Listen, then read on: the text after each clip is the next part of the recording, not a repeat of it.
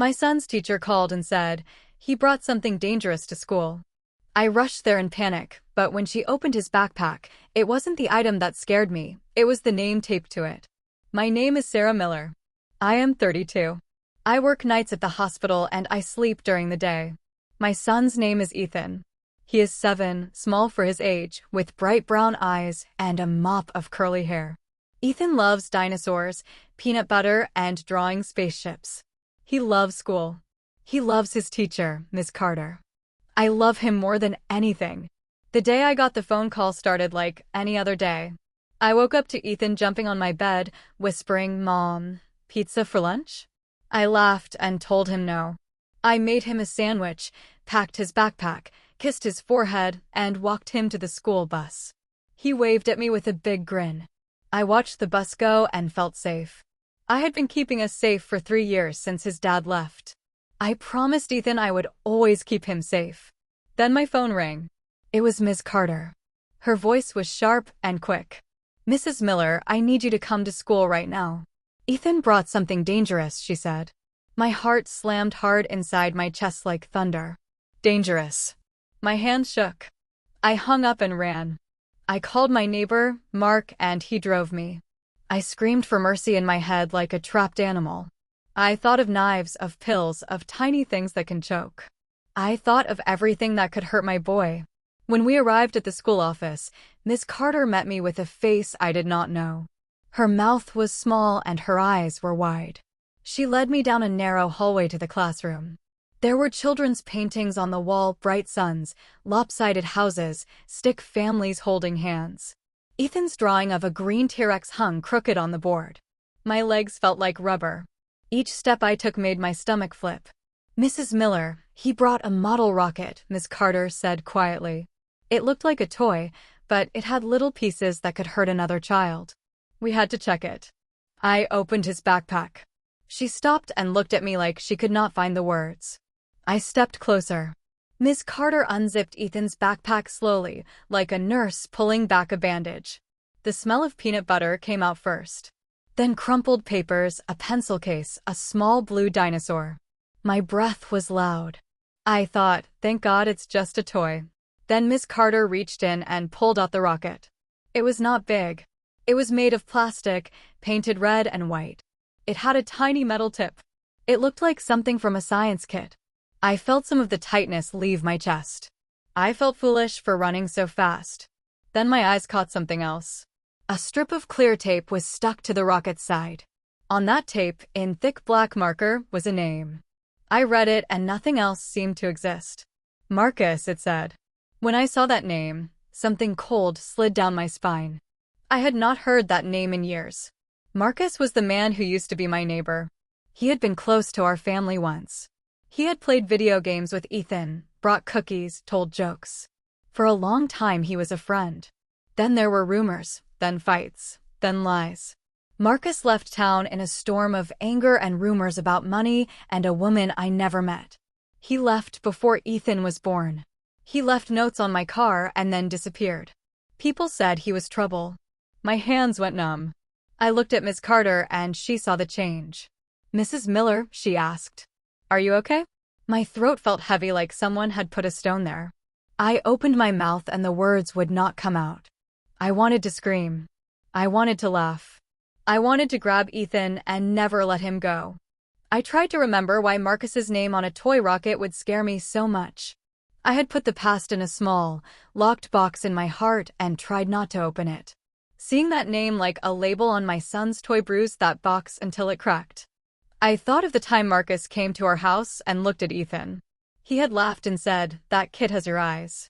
He used to ask too many questions about when I worked and why I left my husband. He used to give Ethan strange gifts, small models, keys, tiny things that made me uneasy. At the time I told myself I was being mean to Judge. Maybe he was lonely. Maybe he was trying to be kind. I let him in. Then the betrayal happened. It was not one big thing. It was little things that stacked. He borrowed money and never returned it. He told stories to make me look bad to people I loved. He said things about my mother on the phone to make me angry. Once, after a party, Ethan woke up crying and said a man had come into his room and called him champ. Marcus had been at that party. I had asked Marcus about it and he laughed and called me crazy. Then Marcus moved away. He left a note that said he was going to fix his life. I was relieved and afraid at the same time. The police were called once because of a fight in the street, but nothing stuck. After that, Marcus disappeared. Seeing his name taped to my son's rocket felt like a match held to my old wound. Miss Carter touched my arm. "I'm so sorry," she said. "I took it because of safety. We called the principal. We called the school resource officer. I didn't want to scare you, but the name..." She did not finish. I did not need her to. I had a memory of Marcus standing in my kitchen, drinking coffee from my mug, telling me, "If you ever need anything, call me." His handwriting had been messy, like the letters on the tape. I remembered the look in his eyes, too sharp, too hungry. "Where did Ethan get this?" I asked, but the sound of my voice seemed small. Ethan came in then, escorted by Miss Carter. He looked at me with trust that made my chest break. "Mom," he said, grinning. "Miss Carter said my rocket is cool. I put it in my bag because I wanted to show you after school." He did not know anything was wrong. His hair stuck up in the back. He held his backpack in front of him like a shield. I wanted to squeeze him until his ribs popped. "Ethan," I said softly, "who gave you that, baby?" He looked at the floor and chewed his lip. "Mr. Marcus from down the street," Ethan said. "He came last night. He knocked and he gave it to me. He said he had a surprise." His voice was small. My legs went weak. My mouth opened and closed like a fish. "Marcus. Down the street. Surprise." The memory of late-night car headlights returned. The sudden sound of a door closing. I tried to tell myself Marcus might be a new neighbor with the same name. Maybe it was not the Marcus I knew. But inside, my heart was a drum that refused to stop. "Did he come in?" I asked. My voice sounded like glass. Ethan shook his head. "No. He left it on the porch. He said I should keep it for show and tell." He looked at me like he had done something good. He had not meant to hurt anyone. At that moment, footsteps sounded in the hallway, many footsteps. A low voice said, "We need to check the tape." Sometimes kids use other names. The school resource officer pushed through the door. He was big and smelled like rain. He held a small plastic bag and a pair of gloves. The principal followed him, her face red and determined. Behind them, a woman I did not expect stood, my neighbor Linda, who lived across the street from me and who had watched my life like a hawk. She had a face full of questions. The principal looked at the rocket, then at me. "Mrs. Miller, we called your ex-husband. He said he's on his way. We also called Child Protective Services as protocol." Her words landed like stones in my lap. I felt trapped. I wanted to shout that I was a good mother. I wanted to scream that Marcus was gone and could not hurt us. But the school rules were a net that would catch even that scream. I could see Ethan's small hands fidgeting. He was scared now too, because he could feel the worry in me. Suddenly, the resource officer held up his phone. A picture filled the screen. It was a porch light and a small red rocket on a welcome mat. On the mat, someone had taped a note. The camera zoomed and on the note a name was clear. My breath stopped. The name on the note was the same as the name on the rocket. "Marcus Jenkins," the officer read slowly. "Address, 14 Maple Drive." My face went white. My mouth would not move. My legs trembled and then I heard a sharp sound, a scream from down the hall. Someone shouted, "Stop," and the classroom door burst open. A man in a dark jacket stood there, his hand reaching toward Ethan like a claw. I caught the movement out of the corner of my eye. Time seemed to slow. My heart beat so loud I thought the floor would shake. "Don't touch my son," I said before I knew I was saying it. The man's face turned toward me. It was not Marcus, but it was someone with the same hard mouth. He had a wild look in his eyes. He was a stranger, but he knew my name. "Mrs. Miller," he said, breathing heavy, "we need to talk." Everything in me rose like a storm. The hallway smelled of fear and paper and coffee. People crowded. Phones took pictures. Miss Carter tried to pull Ethan behind her. The officer moved forward slowly. I wanted to run, to hide, to rip the tape off the rocket and tear it into pieces and throw it away. Instead, I stood there and watched the man who had just appeared step closer. His voice was low and quick, and he said 3 words that froze my blood. You stole from me. The world narrowed to that sentence. Steal. Me. I looked at Ethan, then at the rocket, then at the man. I felt the old box in my chest crack wide open. And I knew, with a sharp, cold certainty, that nothing about this was simple. The man reached into his pocket. Everyone gasped. The principal shouted, "Sir, please step back." But he did not. He pulled out a small, folded piece of paper and shoved it toward me like a dare. The paper was worn and crumpled. On it, in the same messy handwriting as the tape, was one word. Remember. My hands shook so badly that I could not breathe. I looked at the name again on the rocket. I looked at the crumpled paper. I looked at my son, whose bright eyes were now wide with fear. Then, before I could reach for the paper or run or hold Ethan, the school's fire bell began to ring. Loud, sharp, and impossible to ignore. Smoke? A drill? Someone pushing a button? The bell cut through the air like a knife, and the entire hallway seemed to tilt. I gripped Ethan's hand and felt him trembling. I knew in my bones that the next moment would change everything. The name taped to a toy had opened an old wound, but it was not the wound that would decide our fate. It was what came next. The fire alarm screamed through the walls like a warning sent straight from heaven. Red lights flashed in the hallway, painting everyone's faces with panic. Children inside classrooms began shouting. Doors opened. Teachers yelled instructions. Feet thundered on the floor like a stampede. But I didn't move. I couldn't. My fingers were locked around Ethan's small hand, and the man in the dark jacket still stood in the doorway, unmoving, like the only person in the building who wasn't shocked by the alarm. His eyes were fixed on me. Not the principal. Not the officer. Not the teachers. Just me. The school resource officer grabbed his walkie-talkie. We need backup at the west hallway. Possible intruder. Evacuate immediately. The stranger didn't flinch. Behind me, Ethan pressed himself against my leg. Mom, what's happening? My heart was pounding so loudly it felt like the alarm was inside my chest. I pulled Ethan closer, shielding him with my whole body. Move back, sir, the officer barked. Finally, the man lifted both hands in the air, slow and calm. I'm not here to hurt anyone, he said. But she knows why I'm here. Everything in me froze. No, I didn't. Or maybe I did, and I didn't want to admit it. Who are you? I asked, forcing my voice to stay steady. He took a single step inside the room. My name is Daniel Jenkins, he said quietly. Marcus was my brother. The world tilted again. Brother. Marcus had a brother. I felt my blood turn cold. I had met him once years ago. A family barbecue. Marcus had introduced him as Danny. But he had been shy, quiet, barely spoke to anyone. I never imagined he would show up years later in my son's classroom, holding a crumpled note with the word "remember" written on it. Kids were crying now. Teachers were yelling for evacuation. And through all of it, Daniel stared at me like I was the only person in the world. Where is he? I whispered. Daniel shook his head. Gone. Then what do you want from me? Truth. Before I could answer, Ms. Carter rushed to us. We have to get out, now. She tried to pull Ethan from behind me, but Ethan refused to move without me. I lifted him into my arms and backed away from the stranger as the fire alarm continued to howl. Smoke curled under the classroom door. Real smoke. Not a drill. Someone had set this off on purpose. My breath caught.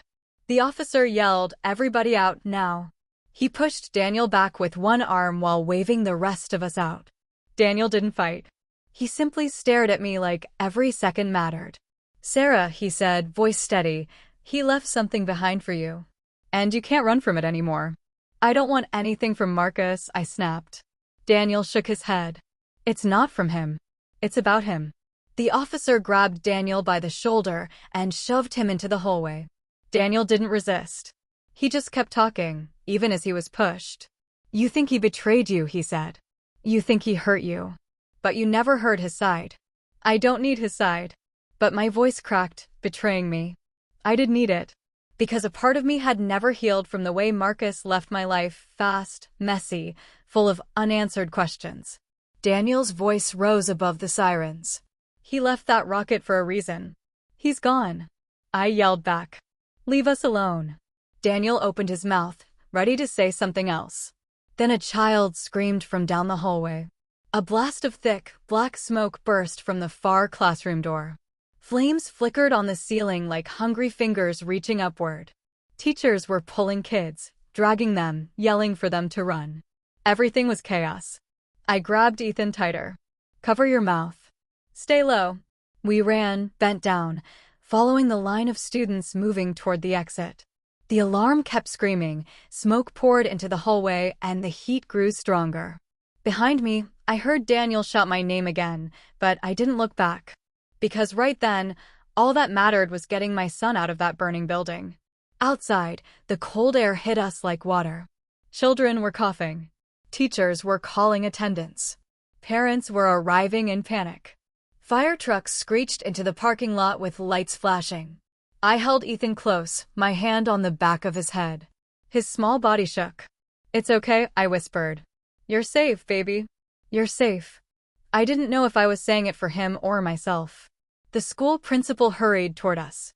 Her face was pale, her hands trembling. Mrs. Miller, come with us. We need to talk. No, I said instantly. I felt like a cornered animal. Everything in me screamed, protect Ethan. This is protocol, she began. Then came a sound that made everyone freeze. A scream. Hi. Sharp. Terrified. From inside the building. A teacher shouted, there's still someone inside. My stomach dropped. The name that came next made my bones turn to glass. It's Daniel. He went back in. Why? Why would he run inside a burning building? Before anyone could stop me, Ethan tugged my sleeve. Mom, he forgot something. What? Ethan held out his hand. In his palm was the tiny metal tip from the rocket. The one that was supposed to be attached to the toy but wasn't. A small piece. Barely bigger than a thumb.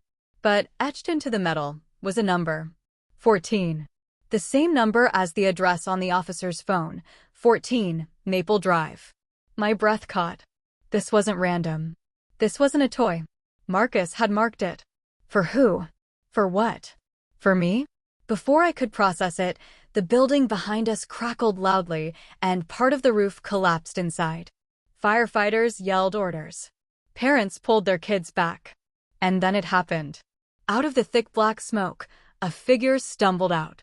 Daniel. His jacket was scorched, his face black with soot. He was clutching something hard against his chest, a box. Not big. Not heavy. Metal. Locked. He staggered toward me like every step was made of fire. And before anyone could grab him, before the firefighters could pull him away, he shoved the box into my arms. This is what he left you, Daniel rasped. And everything you think you know is wrong. I stared at the box, breath gone, heart racing. What's inside? I whispered. Daniel looked at me with eyes full of something I couldn't name, anger, grief, fear. And then he said the last thing I expected. Proof. Before I could ask of what, he collapsed. People screamed. Firefighters rushed to him. And as I held the small metal box to my chest, its cold weight pressed into my skin like a warning. I realized this wasn't just a name on a toy. This was only the beginning. And whatever was inside this box would ruin or rebuild everything I thought I knew about Marcus, about my past, and about what kind of danger my son had just been pulled into. The metal box felt heavier the longer I held it, like each second added an extra pound. Firefighters lifted Daniel onto a stretcher, yelling for oxygen, but he didn't look at me again. His eyes were closed now. His chest barely moved. A paramedic shouted for room as they rushed him toward the ambulance. Ethan clung to my leg, trembling. Mom, is he gonna die? I don't know, I whispered truthfully. Because right then, nothing made sense. A toy rocket with Marcus's name. A stranger claiming to be his brother. A fire that wasn't an accident. A metal box pressed into my hands like a final message. And a number 14 burned into my mind like a brand. Mrs. Miller, the principal said, stepping toward me. We need you and Ethan to come inside the office. No, I said sharply. My son is coming home with me. The principal hesitated, torn between rules and reality. But the school was crawling with firefighters, police, and panicked parents. She couldn't drag us anywhere by force. "We will follow up," she warned, and then she hurried off to speak with an officer. I picked up Ethan and held him tight. "We're going home." "But what about?" "We're going home," I repeated. My voice didn't shake. My arms didn't shake. But inside, my heart was cracking. Because I knew one thing. Whatever was inside this box, it wasn't safe to open here. The drive home felt like floating. I don't even remember turning the wheel. Ethan sat in the back seat quietly, hugging his dinosaur. Usually he hums or talks about planets or asks for snacks. But today, he was silent. When we pulled into the driveway, I saw the porch. Something was wrong. The welcome mat, brown, old, frayed, had been moved. Pushed slightly to the left, like someone had nudged it with their foot. And taped to the bottom corner was a tiny piece of paper. White. Small. Barely visible. My stomach tightened. I stepped out of the car with the box in one hand and fear in the other. Ethan got out slowly. "Mom, what's wrong?" I didn't answer. I bent down, peeled the paper off the mat, and unfolded it. 3 words stared back at me in the same messy handwriting as before. "You took everything." A chill swept over me, colder than the November air. I looked up and down the street. Nothing. No cars slowing down. No figures watching from shadows. But I felt eyes. I felt heat prickling my neck. I hurried Ethan inside and locked the door. Double-locked it. Deadbolt. Chain. Then I put a chair under the knob like I used to when Ethan was a baby, and I was scared his father might show up angry late at night. I didn't feel safe. Not even in my own home. "Mom?" Ethan asked as he stood near the couch, his voice fragile. "Are we in trouble?"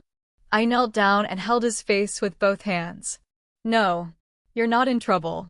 Someone else just made a very bad choice." He bit his lip. "Was it Mr. Marcus?" I froze. "Baby, when did you see Marcus?" My words were slow, careful, like stepping on glass. Ethan shrugged. "I didn't.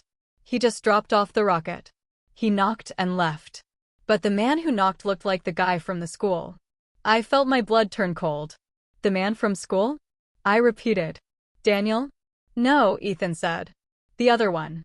The man with the blue hat." "Blue hat." My lungs tightened. "Did he say anything to you?" "Just, tell your mom I kept my promise." A buzzing filled my ears. "Promise? What promise?" I wanted to demand answers from him, but he was just a child. He only knew what he heard. And I suddenly hated myself for all the nights I worked late, leaving Ethan with a babysitter, with neighbors, with anyone I trusted. What if someone I trusted wasn't trustworthy? I needed answers. First, from Ethan. Second, from that box. But I couldn't open it in front of him. Something about it felt wrong. Too heavy. Too dangerous. "Ethan, baby, I want you to watch a movie. Something fun." "Okay." He nodded slowly and climbed onto the couch. I turned on a cartoon, but he didn't smile. Not even once.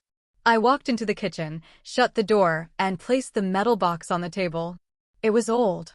Maybe 30 years old. Scratched. Dent marks. A small lock on the front, rusty but strong. My hands shook as I touched it. This box belonged to Marcus. The man who entered my life with kindness. The man who left my life with secrets. The man whose name terrified me more with every passing hour. I searched the edges. No key. No loose latches. Then I saw it. A number etched on the bottom. 14. Again. 14, Maple Drive. The address the officer read earlier. Marcus had lived there 14 years ago. The same house his family lost after his father died. The same house that burned down when Marcus was 19. Burned down. My knees weakened. Everything was burning today too. Was it connected? I swallowed hard and forced myself to keep going. I took a butter knife and wedged it under the lock. My hands were slick with sweat. The box creaked, metal grinding metal. Then, click. The lock snapped open. My heart raced. I lifted the lid slowly, expecting papers, maybe photos, maybe nothing. But what was inside made my breath stop.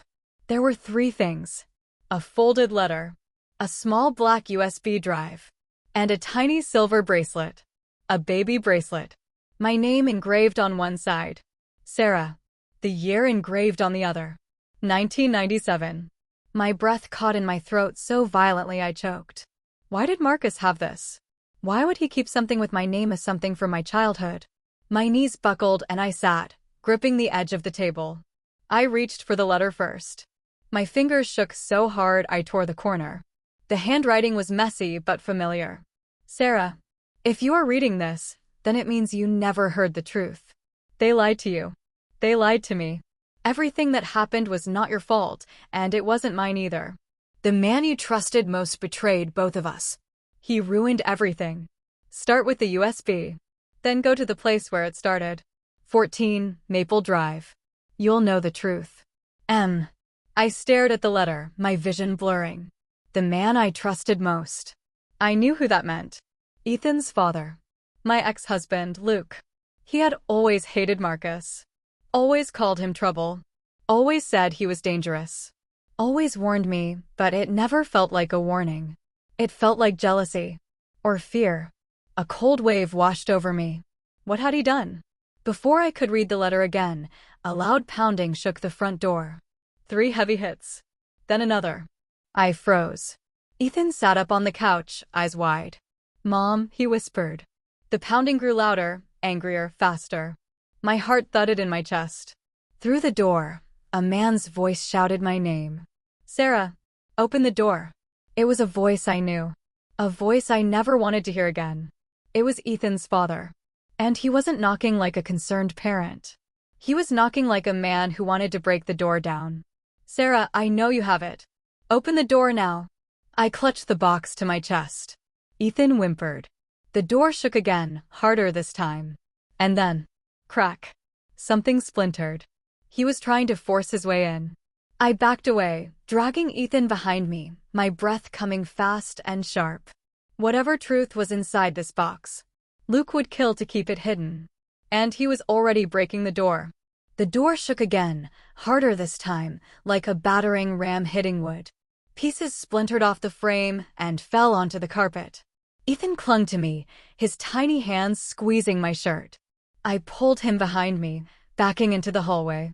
Mom, is Dad angry? He whispered. His voice cracked, and something inside me cracked with it. Yes, I said softly. But not at you. Never at you. The pounding grew louder. Sarah, Luke shouted. Open this door right now. His voice wasn't just angry, it was wild. Desperate. Like a man who knew he was losing everything and had no intention of letting it happen quietly. I grabbed my phone with one hand and the metal box with the other. I didn't even think. I dialed 911. But before the operator could speak, the door exploded inward with one final kick. The entire door flew open, crashing against the wall. Luke stood in the doorway, breathing like he had sprinted through a hurricane. His eyes were bloodshot, his hair a mess, sweat dripping down his forehead. He looked like a man who had been running from something or running toward something terrible. His eyes locked onto the box in my arms the instant he saw it. There it is, he rasped. Give it to me, Sarah.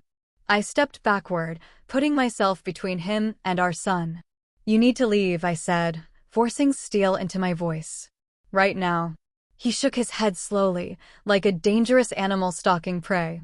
You don't understand, he whispered. You were never supposed to see what's inside that box. Ethan whimpered. I pushed him behind me slightly and angled my body to block Luke's view. Luke, I said, you're scaring our son. His face twitched. You think I care about what scares him? Do you understand what's at stake? That box ruins lives. Mine. Yours. Marcus's. A cold wave washed through me. Marcus wrote that you betrayed us, I said. His jaw clenched. Marcus didn't know when to stay out of things. What did you do to him? Luke stepped forward. I stepped back. Sarah, he said, voice trembling now, you have no idea what you're holding. Give it to me. Please. No anger in that word. Just fear. Terrifying fear. What's on the USB? I demanded.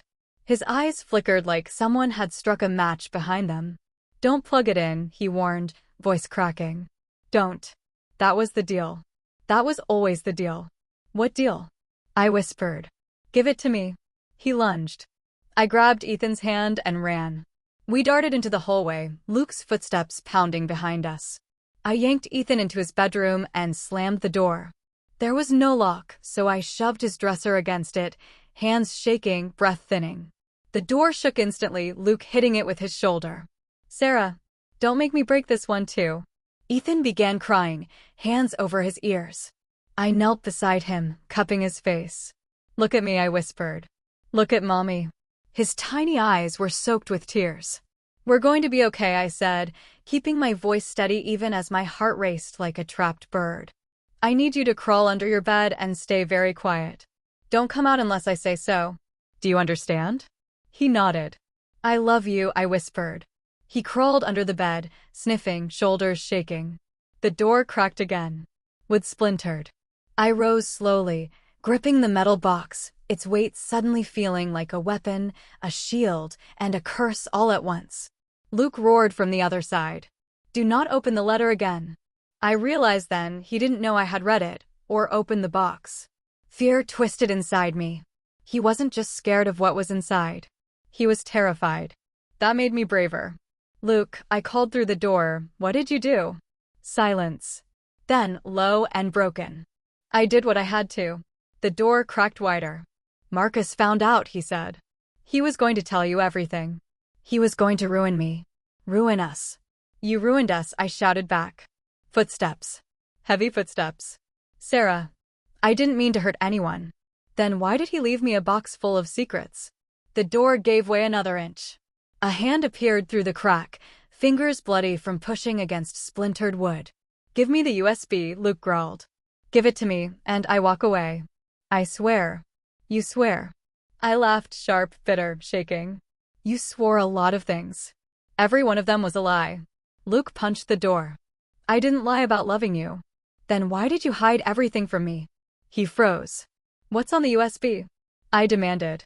What's on it that scares you so much? He didn't answer at first. Then he whispered something that sent a chill through me so deep my knees almost buckled. It's proof.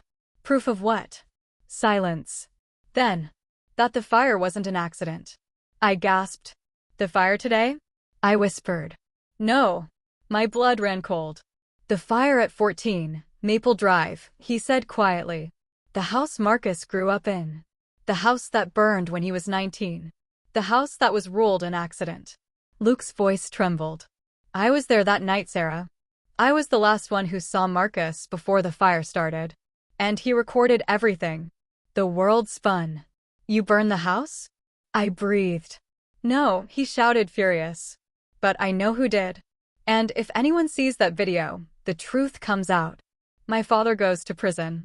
Our families fall apart. Everything dies. The door smashed open with a crack that sounded like bone snapping. Luke stood in the doorway, panting, eyes wild. Give me the USB, he whispered, stepping toward me. Don't make me choose between saving myself and hurting you. I'm not giving you anything. His entire face twisted in agony. Then I don't have a choice. He stepped forward.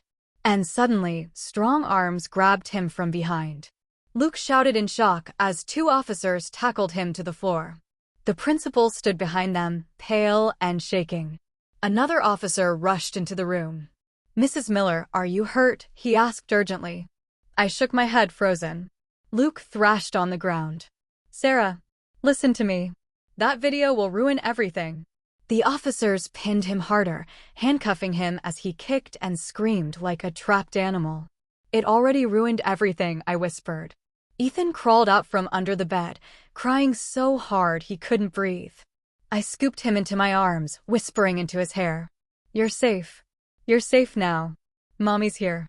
The officers dragged Luke out. He never stopped yelling. But I didn't hear his voice anymore. All I heard was my son's heartbeat against my chest. Hours passed. Detectives came. Neighbors stared. Paramedics returned. And I told them everything, every detail, from the rocket to the notes to the box. Daniel survived.